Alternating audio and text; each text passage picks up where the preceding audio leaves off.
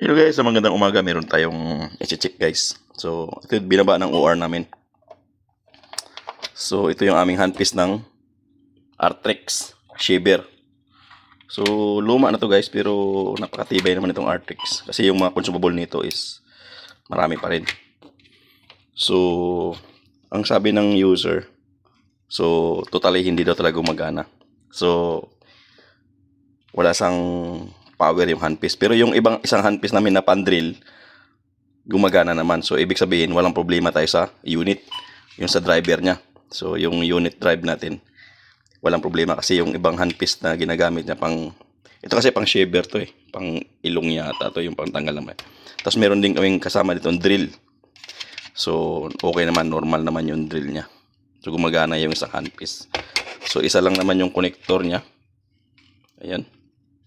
So, tingnan natin guys kung nag-i-stack ba yung either stack up guys. Pero guys, pag stack up yung ating handpiece, magkakaroon ng error do sa system. Handpiece error. So ito guys, sabi ng user, wala daw silang nakitang error sa monitor. So yun ang problema natin, as in wala talaga siyang power. So yan ang titingnan natin ngayon guys. Bubuksan natin yan kung magagawa ba natin.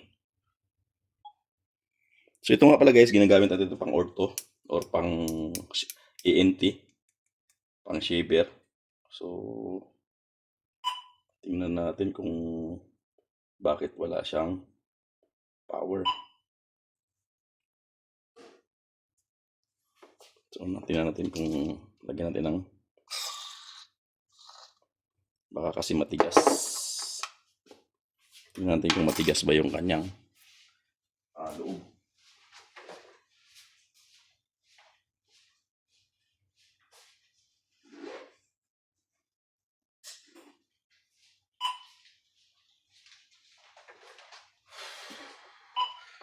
So, gagamit lang tayo ng screw. Tapos ikutin natin yung pinakaloob niya. Medyo maganit. Pero hindi siya ganong stuck. Kasi guys, pag nagkaroon pag ito nag-i-stuck, nag-i-error doon sa machine, handpiece error. So, alam natin na meron siyang problema sa nag-i-stuck yung handpiece niya. So, ang error kasi nito guys is wala sang error, as in no power lang daw siya, sabi ng user.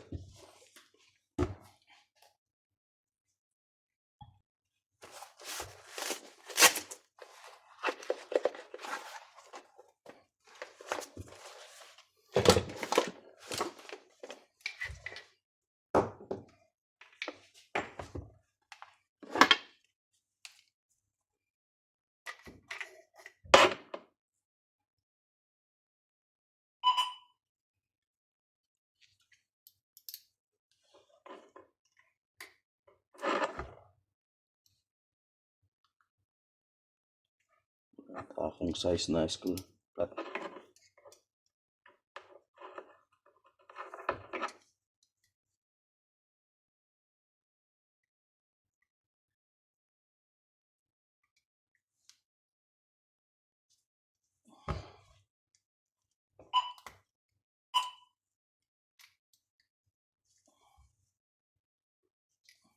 Medyo mahirap tong ating maliit na precision, kaya gagamit tayo ng medyo mahaba guys.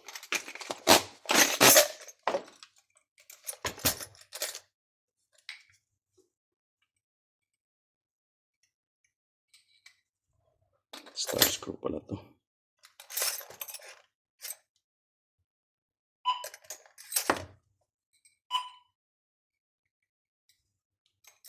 Hindi rin pwede.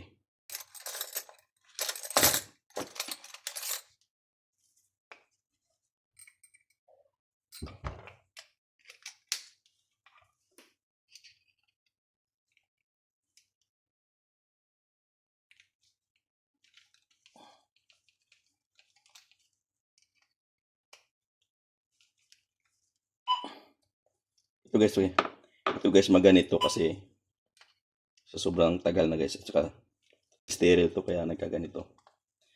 Hindi kasi to pwedeng hindi sterilization. So naka-stereo to sa 134 degrees.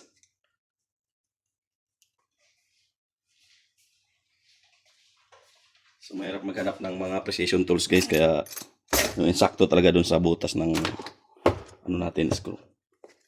So meron akong bagong biniling tools na DeWalt. Tingnan ko kung meron ba siyang parehas. So wala rin. So wala akong maliit. So ito guys yung binili kong tools na DeWalt. Sariling pera ko yan. Hindi yan sa company. Kasi hindi naman bumibili yung aming ano na. Kaya bili ka na lang ng sarili mo. At least yung sarili mo guys, pag umuwi ka na, dalhin mo rin yan. Uy, madali.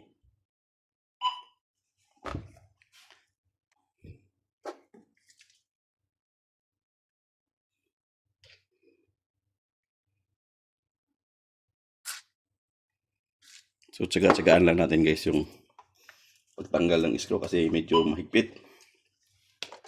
So mahigpit yung ating screw ng ating handpiece. So tsaga-tsagaan lang nating ikot-ikotin, tapos lagyan lang natin ng WD-40. Lalambot din yan.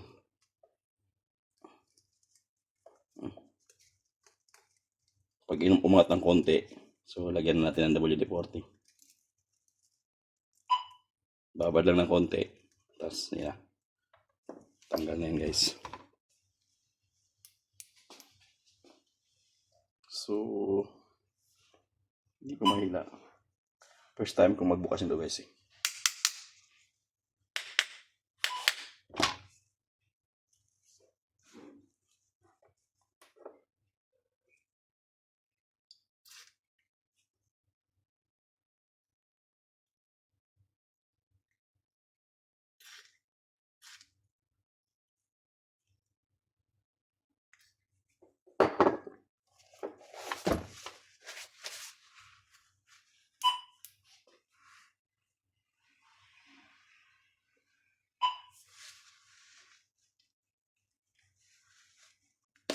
Yun.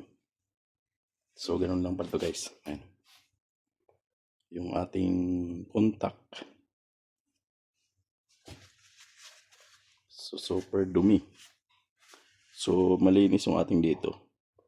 Pero yung ating grabe precision. Paano mo kaya tanggalin yung ano yan?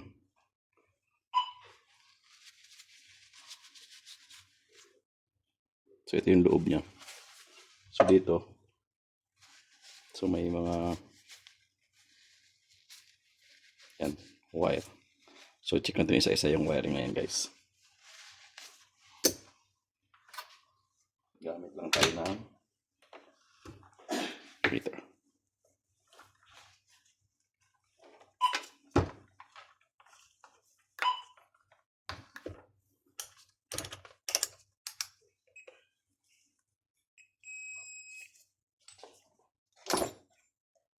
Dami pa nito.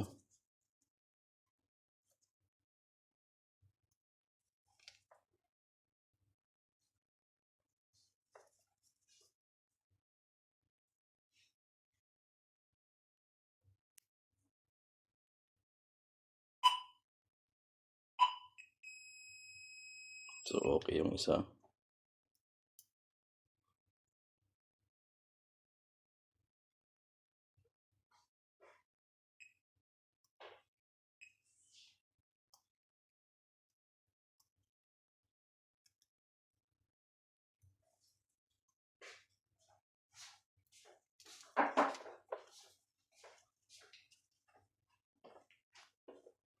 Ano day? Ikot-ikot lang tayo boy ah. Yeah. Nagawa ka? Mm.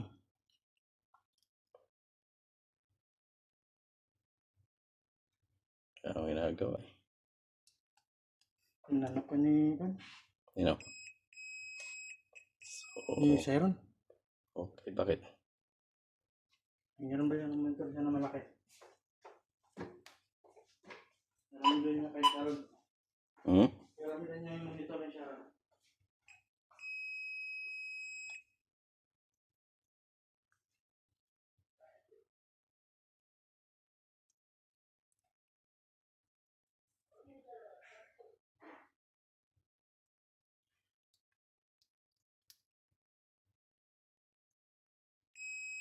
So, okay siya.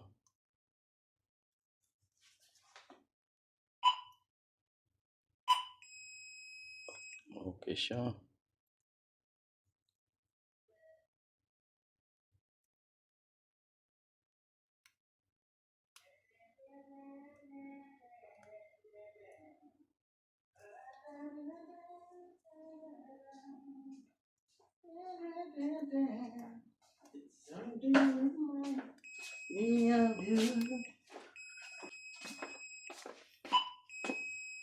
So, okay din siya. Ito pa.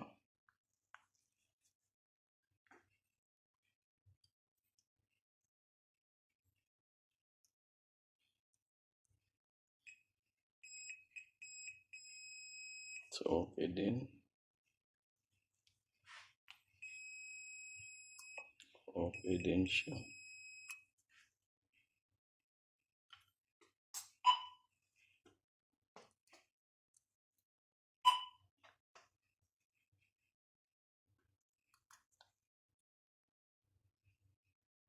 So, dito dapat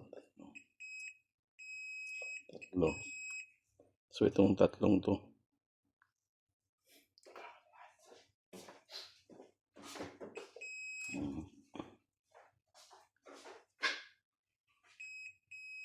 So, okay yung tatlong to.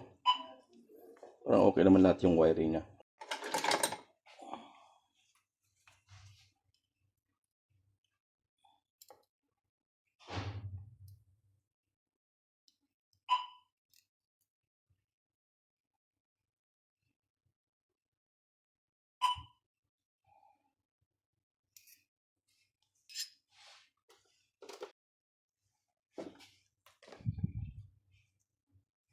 So, ito guys, pag tinignan ko sa microscope, guys, malinis naman siya. Malinis pa yung kanyang mga pin. Ano? So, malinis yung pin. So, walang problema yung pin natin.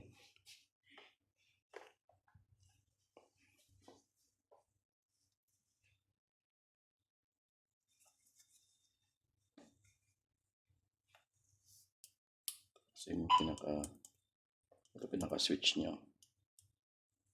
Forward reverse.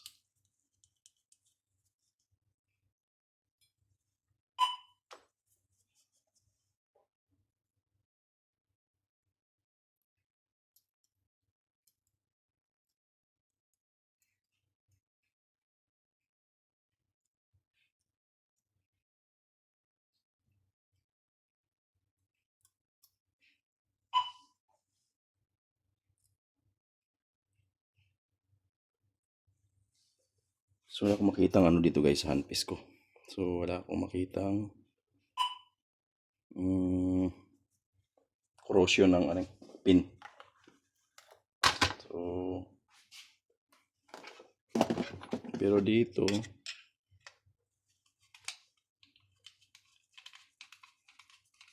ganit.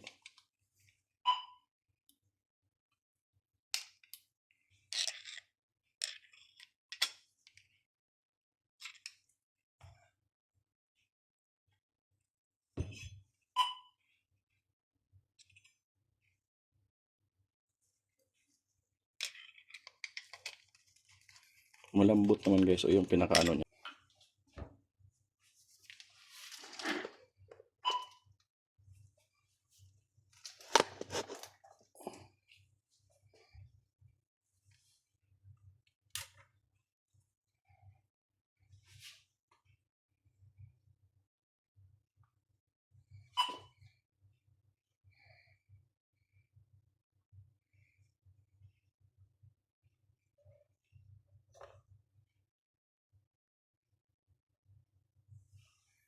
So, ito yung pinakaloob ng handpiece guys. So,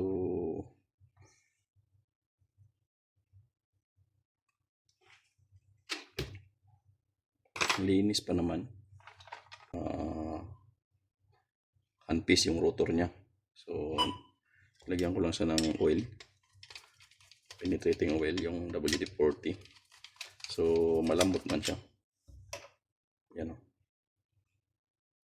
So,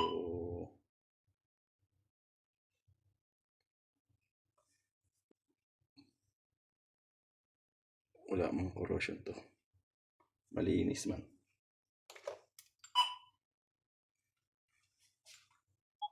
So guys, iti-check din natin yung ating switch. Itong switch na tong dalawang to. But ito kasi guys, ano lang to. Reverse at saka forward switch. So meron yung switch dito sa gitna, yung pinakamaliit ng gitna na wire. Ay yung ano, pin ito sa gitna niya. So pag pinindot ko naman yung switch, ano, gumagana. Yan yung forward, yung reverse.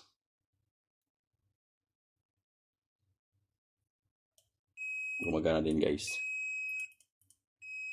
Gumagana rin yung ating ano, yung tatlong pin na yan na sa gitna ay maliit. Yan yung switch. So gumagana naman.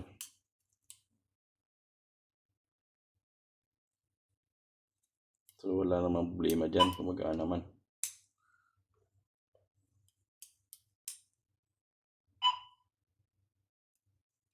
So ang hindi lang natin ma-check guys, itong pinaka speed niya. So tingnan na lang natin kung anong.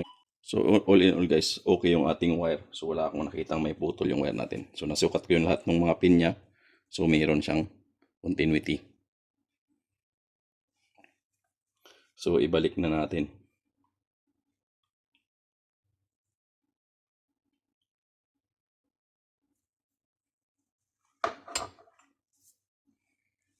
So linisin lang natin to guys kasi medyo madumi.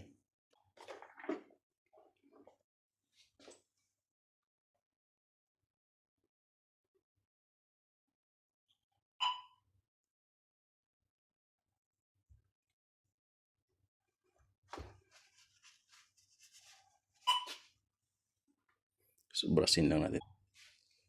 So yan guys, nasalpak na natin ulit. Yan. So screw na lang natin guys.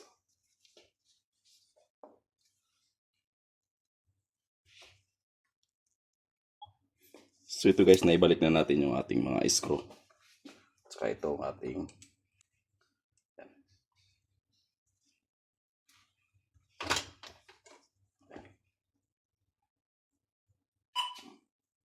So testing na lang natin yan doon guys. Para matest na lang natin guys.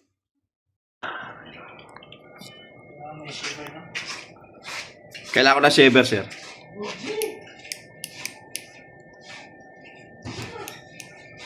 So ito na yun guys, yung aming handpiece. Wala na rin ito kasi. Hindi yan. Yung shape. Malambot naman yung kasing ano. Malambot yung kanyang rotor sa loob. Nilinis ko na siya. So wala akong nakitang issue niya. Pati yung wire niya okay. Sinik ko yung continuity niya eh. Ayan o, gumagana na siya guys. So. Ayan. Yan. Testing na natin yung ating ginawang handpiece. Gumagana naman niya. Magana? Oh. Gumagana na siya. So, lagyan ng handpiece. Kasi nilinis ko lang yung pinakaano niya. Binuksan ko lang tong ilalim niya. Tingnan mo kung ikot yung shaver blade niya. Ikot na. Ayan o, umaikot naman siya. Ayan o. Okay naman o.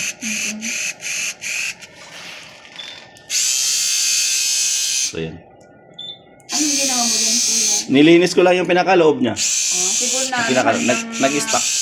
Wala bang message error dito nung Wala naman. wala? So, okay naman na. Nilinis ko lang siya, timbiyuksan ko lang tong unit. Siguro baka nalagyan lang ng mga ano. Tapos chinik ko yung isang wire niya. Okay naman siya.